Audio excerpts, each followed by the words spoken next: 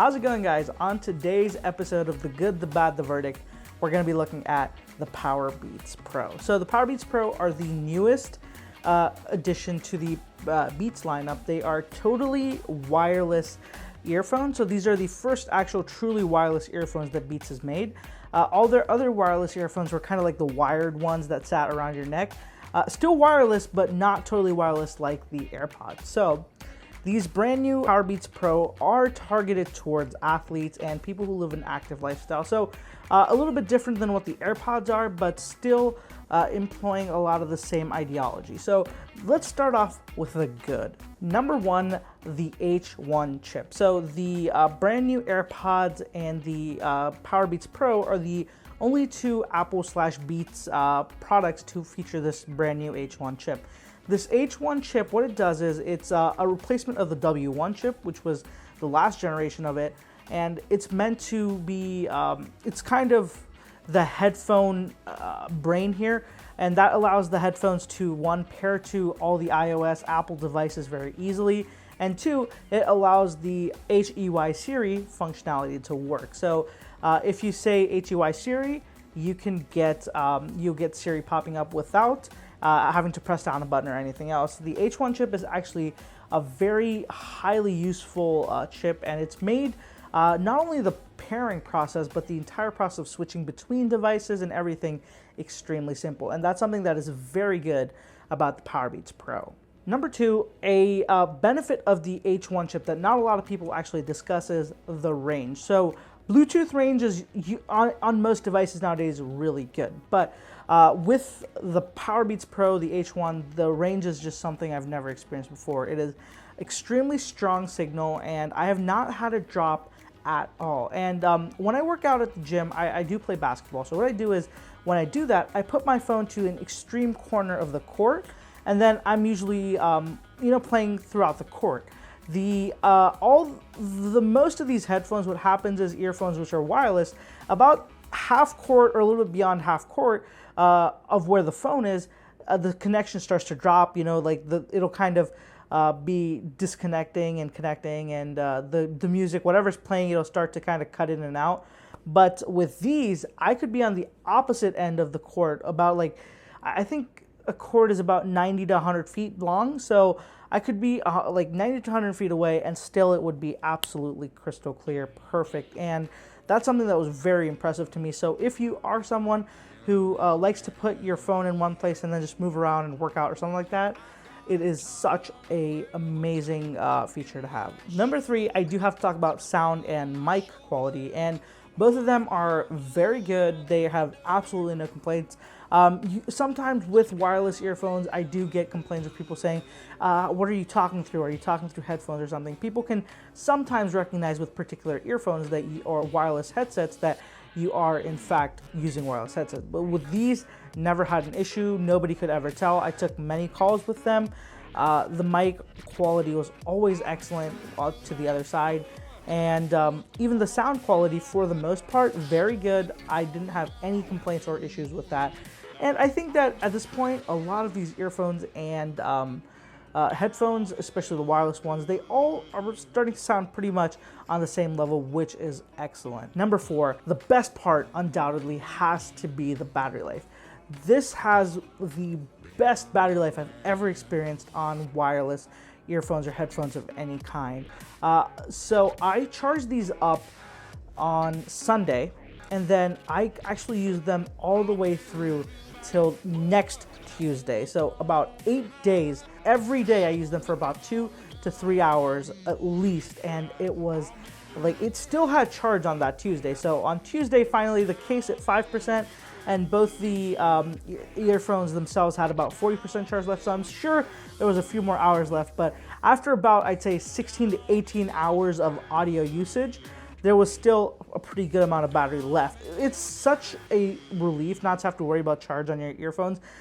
Switching to wireless, that's one of the biggest things now. You have to charge them up and not forget. So if you do forget, then you can't use them. So it's a whole thing. But these, with such a big battery, once you have them charged up, you legitimately, I don't think, most people, I'd say 95% of people will not need to charge them more than once a week, which Again, very, very good, and it's definitely moving wireless earphones towards being a lot more practical and usable for everyone. Number 5, I think this is one of my favorite features. It has to be that both earphones, both of the sides of the earphone, they have volume controls on each of them, and they are so helpful because it's so convenient to just quickly change volume directly from the earbud.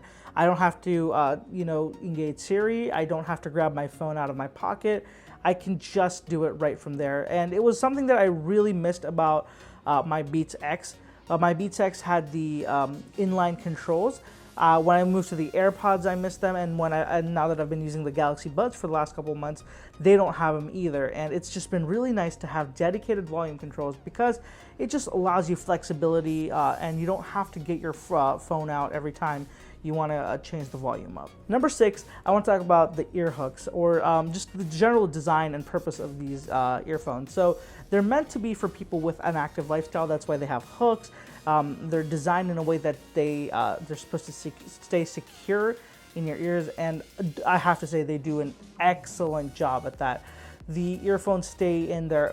I couldn't do anything to get them loose, to shake them, to just kind of move them in there. Nothing. Once they're in there, and it's extremely helpful, especially when you're working out or you're moving around a lot. That's something you don't have to worry about at all. Especially when comparing it to other earphones like the Galaxy Buds. What happens is with the Galaxy Buds, in my case, is that after about, I'd say 30-40 minutes of exercise or moving around or something, I do start to feel it get loose. So I do have to kind of twist it in, kind of make sure it's secure again. It just might be my own ear shape that makes me do that, but it is something that did come to mind. I didn't have this problem with the Powerbeats at all. So that wraps it up with the good. Let's move on to the bad, and number 1 is the case, the charging case, the carrying case, whatever you want to call it. It is extremely large. Now, when I first saw the photos of these and videos of it, I thought people were exaggerating. It just kind of didn't look that big. It doesn't look too big in photos and on camera. But let me tell you, when you compare it to other wireless earphones, this case is absolutely massive. This is not something you can easily put in your pocket. The shape, the way it's designed, just makes it uncomfortable to keep in your pockets. It's not something that you can put in there and keep all day long like you can with your AirPods or with Galaxy Buds. Those are just kind of, you put them in your pocket and you can have them all day, every day, and it's just something that you wouldn't even notice unless you tap your pockets to see if they were there. So that's a big drawback with this. Sure, it does come with the advantage of the bigger battery, but I think that it takes a lot away from the portability of these, because you do need, if you're gonna carry them around, you definitely wanna put them in a bag or something. Number 2, the shape of the earphone around the speaker, let me give you a close-up of it. What I'm talking about is, see the bud is on one side of it, and then there's hard plastic with a sensor on the other side. Now this other side is hard plastic, which when it's in your ear, after about 30 minutes for me, especially with the way my ear is shaped, it just starts to hurt a lot. And I have to kind of move it around a little bit, sometimes just take it out completely and then put it back in. This is actually one of the main reasons why I can't use the AirPods. I don't use them a lot, is because they hurt my ear. The hard plastic just doesn't sit right in there, and I start to feel discomfort after 20-30 minutes of usage, and that's something I absolutely hate. Again, it does come down to how your ear feels comfortable with these things. That's why I'm not making it into a big deal, but it is something that I personally saw as an issue with these. Number 3, now this was something that I wasn't expecting at all. It did get me by surprise, and that is that it doesn't do a good job of isolating sound. Now, I'm not saying that these aren't noise canceling headphones, but there are certain, with in-ear style earphones, the ones that have the little rubber tips and that you push them into your ear, they're by design meant to be somewhat passive noise canceling. So they do cut out a certain extent of what's going on in your environment. And if you play music, they're almost there. They feel very similar to what you'd get with noise canceling earphones, because it does cut out a lot of your surrounding noises. But with these Powerbeats, it's just not as good. So a good example is this: when I'm working out at the gym, whenever I'd use the BeatsX or the Galaxy Buds, if I was running on the treadmill and there was someone beside me, previously when I was using those two earphones, if they were running or if they were going on the treadmill hard, I couldn't hear them at all. But with these, I can very clearly hear them, and whenever there's louder noises, it does do a decent job of keeping the, you know, low to medium voices out, but the louder noises, it just, you can very clearly hear them, and it gets annoying after a certain time for me, because I'm just so used to that kind of passive noise canceling, and it just really sucks that these don't do that. I really was expecting them to do a lot more, especially since they're in-ear style earbuds. Number 4, you know, talking about passive noise cancellation, I think that the price to feature ratio you're getting here, this is just not a good deal. This costs $250. It doesn't have active noise canceling. It doesn't have wireless charging, and it just there's nothing that I think it justifies the $250 cost when you compare it to something like the Sony WF-1000MX3. Damn, that's a mouthful. Those have active noise canceling earphones. Those are quite new, but they still give you that for less money. There's the Apple AirPods, the brother to this, which has wireless charging and just a lot of similarities with this, and that's about $50, $60 cheaper. There's a whole bunch more other Beats and Galaxy Buds as well, which are significantly cheaper. I'm talking, you know, $100, $150 cheaper, which provide very similar sound quality and comfort and usability. So it's just, I don't see the value proposition here, and that's the big thing. So this is definitely lacking on features and too high on price. Number 5, the button placement for play pause. That's the Beats logo. So right here you see on the Bud, the Beats logo, this B is a button. Now if you press this button, it play pauses, all that. Now the weird thing is that this is actually a physical button. So when this is in your ear, what happens is when you press it, it's right there on the center of your ear. So when you press it to play, pause, go forward, it actually pushes it further into your ear, and that can be painful sometimes. And I made the mistake once or twice of, you know, just pressing it like normally, which turned out to be so hard that it really jammed it into my ear, which was very uncomfortable. That's when I figured out that was quite a weird placement. What they could have done, what they should have done here is they should have made it a touchpad, because a lot of these earphones do have touchpads, so instead of having to put pressure there, you just kind of tap it and you're good to go, same functionality. So that's something I really think that they kind of didn't pay attention to here. Number 6, the ear hooks are actually a little bit difficult to get on. So I only started noticing this recently, but as my hair started to grow out, I realized how difficult it is to get the earbuds in there the right way, especially, you know, because my hair kept getting in the way. Now, 2 weeks ago, my hair was a little bit shorter and it did not start to cover the top of my ear like it is right now. So what happened was I didn't really notice, but as my hair started to grow out, I'm noticing it's getting harder and harder to get those hooks in there easily. So this is definitely what I'm thinking. You know, the design, the way it's done is that it's a little bit annoying.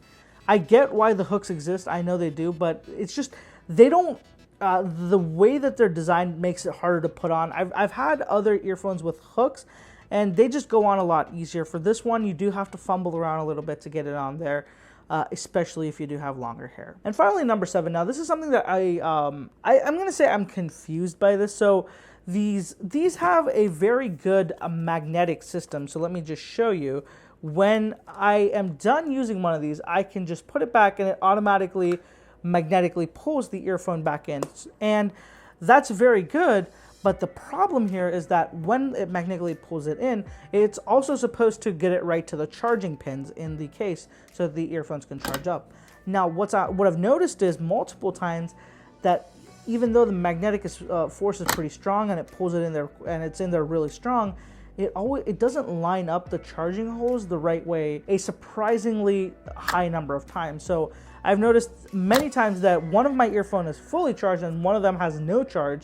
And then I realize it's because one of them just hasn't been charging at all. And it's not just the left side or the right side. It's happened sporadically with both. And even just with 2 weeks of use, it's happened at least 3 or 4 times, which is not a good sign. I just don't know what's up with that. The design that they've done, or maybe something in there just doesn't sit right, but you do have to sometimes take it out, put it in.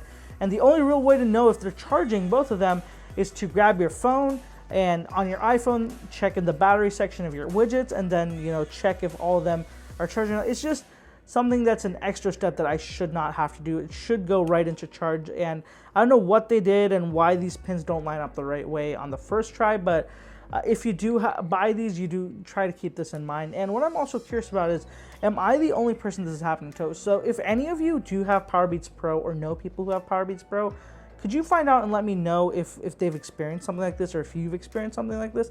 I just find it so weird that I can't find any mention of this anywhere, but it was something that was a pretty big issue for me. So that was the bad. So finally, let's get to the verdict. And the verdict is that the Powerbeats Pro are great. I really like them, but they're truly let down by their pricing. At $250, the value just isn't there, you know, especially when you look at the rival brands here like Sony, Samsung, you look at Apple even, and they just have much more price competitive products with better features. Now, if you're okay with the price, you know, it's hard to beat how great these are if you live an active lifestyle. The large battery, the secure fit in your ears when you're working out and stuff, it's something that makes itself stand out. And to me, the most surprising shortcoming here was, one, the lack of wireless charging, and number two mainly was poor noise isolation.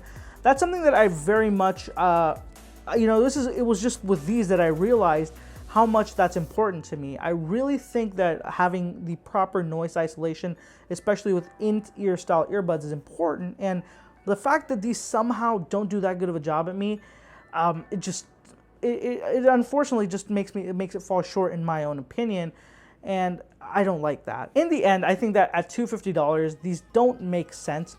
But if you can live with the shortcomings, or, you know, maybe find them for $200 or less, they are excellent earphones. And I'm struggling with my decision on whether I want to keep using these or not, because there are some obvious shortcomings, but just the battery life and the way that they're so secure in my ear when I'm working out really does make me think twice. So that's going to be it for this one, guys. Let me know if you have any more questions about the Powerbeats Pro down in the comments below, and please be sure to follow me on social media. All the description and everything is down here, and if you have any more suggestions or comments, please feel free to leave them down in the comments below. Thank you so much for watching, guys. I'm going to catch you in the next one.